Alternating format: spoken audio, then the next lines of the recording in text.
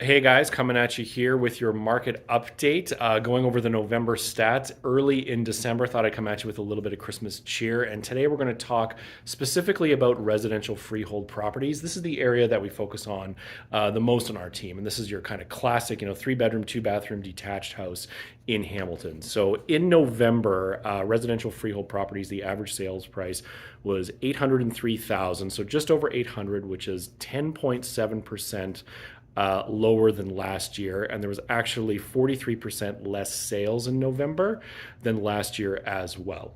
So these are very, very interesting numbers. The huge questions that people are asking is why are these houses not selling? So these were homes that were going, remember, this is an average price, around that $1 million mark as little as the early of the year. So we've seen a really, really large drop. And the answer is the interest rate increases. It's very difficult for people to qualify even as prices are coming down because we do have the stress test.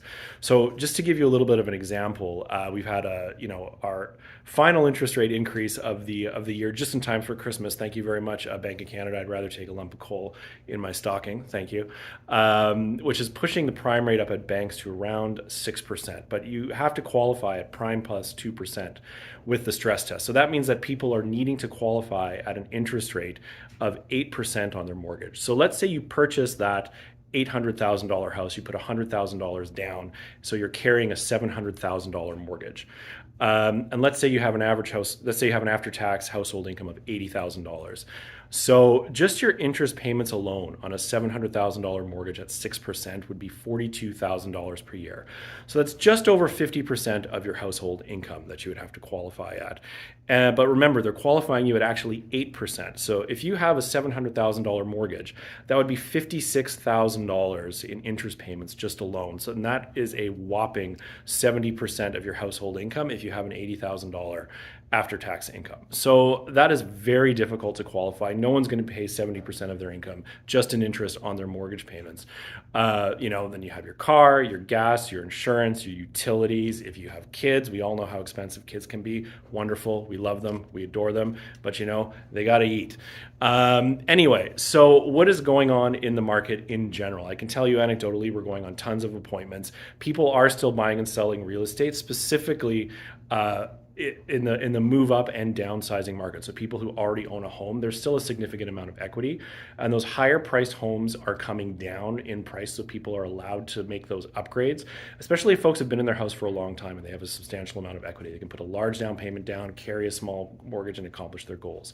We're also working a lot with the downsizer market. So folks that are in that large house, they're looking to downsize.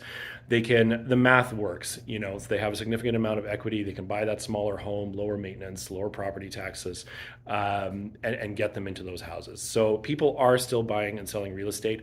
Sellers are generally a lot more reasonable than they were a few months ago. People understand that the market has changed. They see it. People are not expecting, those prices we were seeing in January, February, and March of this year. We are also going on a lot of appointments. We're going to be listing a lot of houses in the new year early. People are planning. They're using the Christmas time to get ready for their house for market, which is great. And I do expect after this Christmas, we will see the market, a good, healthy, balanced market. I think that prices will continue to soften a little bit, but I'm fairly optimistic that the market will rebound faster than most people will think. We said in our last video, as soon as we have one speck of good news, we're expecting the market to recover very, very quickly. The Bank of Canada did say, they're opening the door to perhaps holding rates for a little while. But on the other side of the coin, they also said they're very committed to getting inflation down to 2%. And we all know what that means, further interest rate hikes. So hopefully, the powers that be and the Bank of Canada start to work together, stop inflationary money printing and, give people a little bit of breathing room because it is getting tight for folks out there.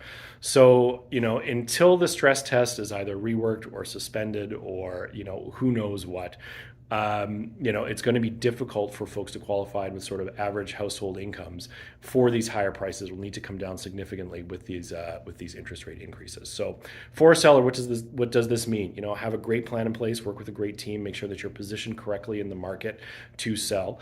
And for buyers, we're getting tons of calls from buyers who are still saying, these prices are just too high. But remember, talk to your agent in your market who has a high level of knowledge, because you'll be very, very surprised at the difference between the list price and the sales price. Lock in your rate holds now. Get shopping over the holidays.